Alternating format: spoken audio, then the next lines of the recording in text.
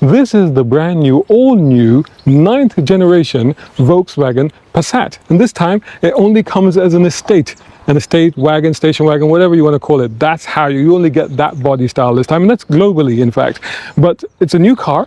It's longer. I can give you a few quick facts about the car. I'm on a VW media press driving event, so I haven't got long with the car, so I'll put a lot of the facts and the data and the stats and the specs and everything on the screen. But I will tell you this, so it's 50mm longer wheelbase, so that's more passenger space for the rear passengers. It's a slippery thing, 0.25 CD coefficient of drag, which is actually quite impressive for something of this size and nature.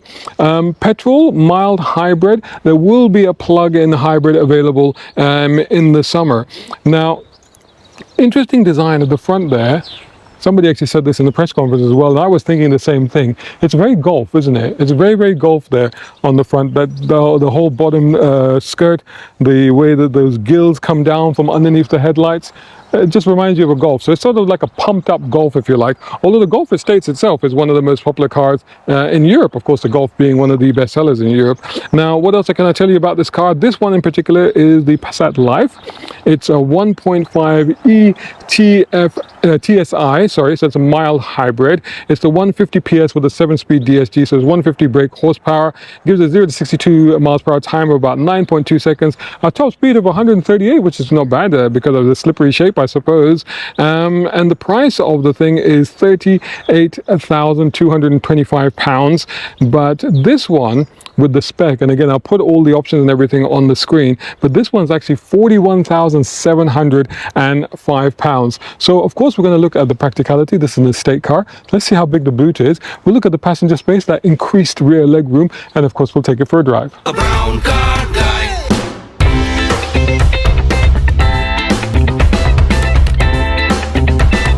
Brown car guy. Over the button just under the badge, that opens it up. Powered. Yeah, definitely powered. That is absolutely colossal. That's a colossal amount of space. In fact, it's 690 litres with those seats up. And if you put the seats down, you've got nearly 2,000 litres. It's 1,920 litres of space. And in fact, if you lift this up, you'll see there's even, look at that. The wheel well has been turned into a cavity for storage with its own little compartment and stuff like that, tire repair kit. And then of course this floor, you can also then put the floor down and give yourself more room. Look at that. So that's quite a massive space there. Pockets there. Rubberized things, I guess those are for, oh, I see, you can probably store, this thing can probably be stored in there.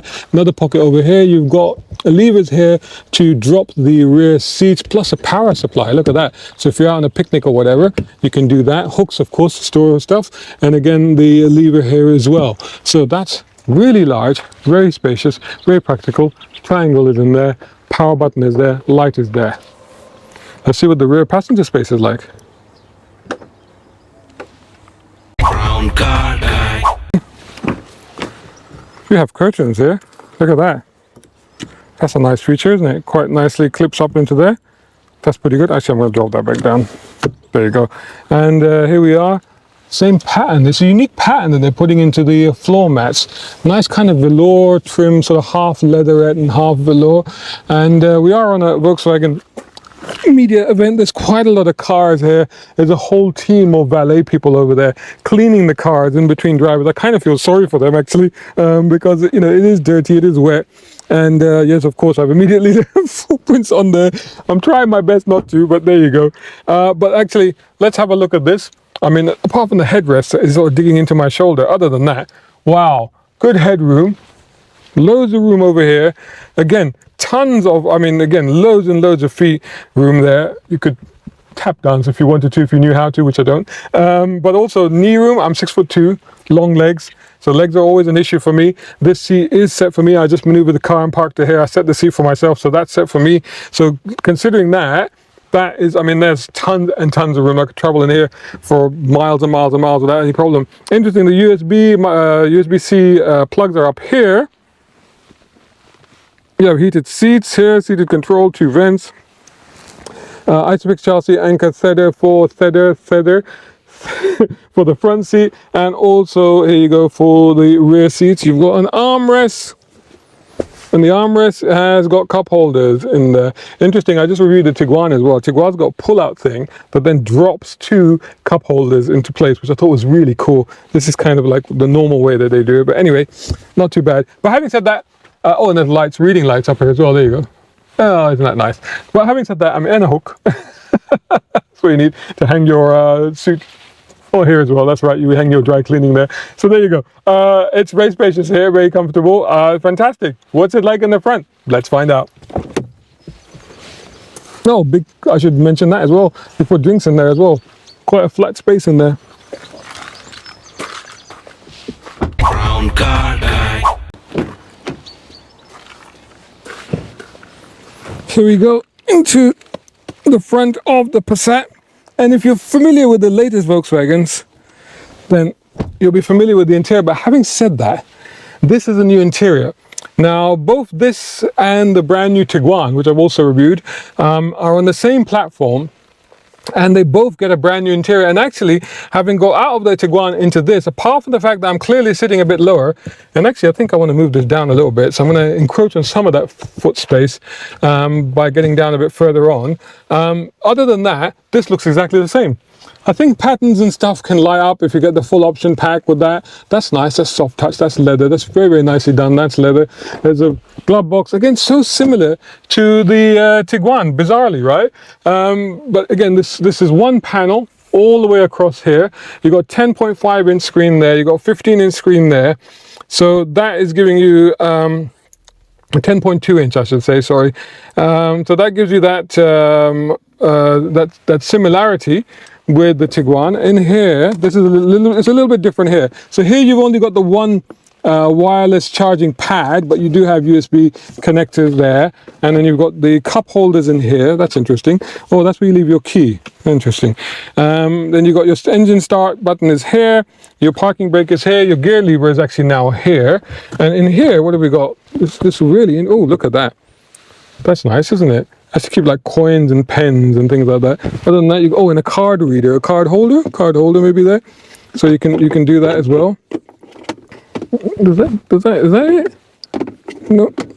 Oh, I see. I think there you go. There's a little clip there, so you have to slot it in, and then you do that, so then it's firmly fixed in place. So that's nicely done. That's nice and soft. Seats are really, really lovely. But yeah, other than that, I'm just going to actually move this seating position. Like I said, I put this spec, bring the steering out a little bit. That's quite good. Where's it gone? There. The headroom is good. Let's start it up. So starter button. There you go. Engine comes to life. Volkswagen Press and PR car. A lot of information on the screen. Same thing with I found with the Tiguan. Deluge of information, so it takes a little while to get used to. I mean, time, speed, temperature, gear positioning, revs, miles per, well, how many miles you got left, miles per gallon, time you use the car, etc., etc. Speed limit, speed sign, or the traffic sign recognition, ready sign. There's a lot of stuff there. This doesn't have the the driving experience switch, so it doesn't have that. So basically it's just got the home screen there, so you got there, and then you got so otherwise it's the same as the ID7 and the Tiguan, the new sort of system that they've now got on this car. The other thing to remember is that, of course, they're going to be introducing the ChatGTP into their cars. That's coming as a software update on all of these new cars. We'll have them soon. I don't know if this one's got it yet, but that's what they'll be having. So yeah, that'll be in the cars as well. Other than that, nice full bleed mirror, lights there. Steering, all the usual controls on it. Door pockets, quite deep. Not as deep as the Tiguan, but not bad. Boot release button is there as well. Yeah, all good. Let's take it for a drive. Oh, sorry to interrupt. Are you enjoying the video? Well, make sure you've punched the like button. It helps. All right, so let's put it into drive. It's always kind of odd that lever, the stalk behind the steering. Please drive to the route shown. I'm trying. Lots going on. Volkswagen driving day in this small village has been taken over effectively by Volkswagen. And let's head out of here and see how we get on in the brand new Passat. I gotta say, I do like... right at the end of the road. I am following a navigation system, so you may hear that from time to time. Apologies. I gotta say, I do like the fact that it's a good looking thing, it's a very sleek looking thing, Turn right. it's got that Volkswagen Golf family identity, but the thing about it is that it's an estate, and I think that is a tremendous statement. You know, when even Volvo are not making estates anymore, and they used to make estates. That's what if you wanted an estate, you buy a Volvo, right? But Volkswagen, with the Passat, are like, Turn no, left. we are only going to make estate cars, and we think people will want them. It's interesting, a conversation I was having earlier there, before getting into the cars, was that narrow road, and there's somebody coming the other way, so I'm just going to wait here, give them a bit of space, was that the potential comeback of the not the Passat, obviously the Passat, but the potential comeback of the estate car, the station wagon, estate, whatever you want to call it. And it's conceivable, right? Because these things are always cyclical. So SUVs have ruled the roost for quite a while now. Please turn And potentially, yards onto the A424. thank you, and potentially there's something of a little bit of a kickback on SUVs, because certainly in inner cities they have been rampant, if you like, particularly doing things just shopping trips to the supermarket and picking the kids up from the school. And there's a bit of a backlash in certainly in the cities of Europe, which are a bit more congested, a bit smaller, find it harder to accommodate them. There's also a sense of belief amongst here we go, a sense of belief that that they are heavier and that they are damaging the roads or the car parks and stuff like that. I'm not necessarily sure about that. Some people say there is, some people say there isn't. I'm in two minds about that, because if you haven't built a car park to withstand, 2-ton cars, then you haven't built the car park properly. And same goes for the roads. If you haven't built the road properly, because at the end of the thing, the SUVs are not the heaviest thing on the roads. HGVs are the heaviest thing on the roads. And this is why when you go into the left lane of a motorway or the slow lane of a motorway, wherever you are, you'll find that is the one that is the most undulated, that has got the most bumps in it and stuff like that, because the HGVs are on it. So I'm not necessarily convinced by that, but anyway, there is a perception. There's a perception also of the wastefulness of them and stuff like that. When you come back to this, so we go full circle, and we end up with which is effectively a saloon car with a bit more cargo capacity. It's quite interesting. It's like we're going back. I mean, then if you go back to estate cars like this, then you go back to saloon cars, right? But this is lower. It gives you as much space and practicality as you've seen, pretty much. The only thing is that I'm sitting a bit lower. I mean, I've just reviewed the Tiguan as well. I've just literally just driven that as well, and the only difference I can perceive is I'm sitting a bit lower, and not even that low. I still feel more elevated than I would do in a traditional passenger car. So I feel a little bit more elevated, but not as elevated as an SUV. That's the only difference. Otherwise, this could be like that. This could be the same thing. And in fact, immediately you sense that benefit.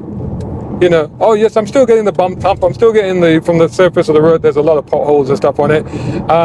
Still a little bit of wind noise, a bit of road roar, but I'm getting less of that movement because already I'm a bit lower. The center of gravity of the car has dropped, and this car already feels more planted.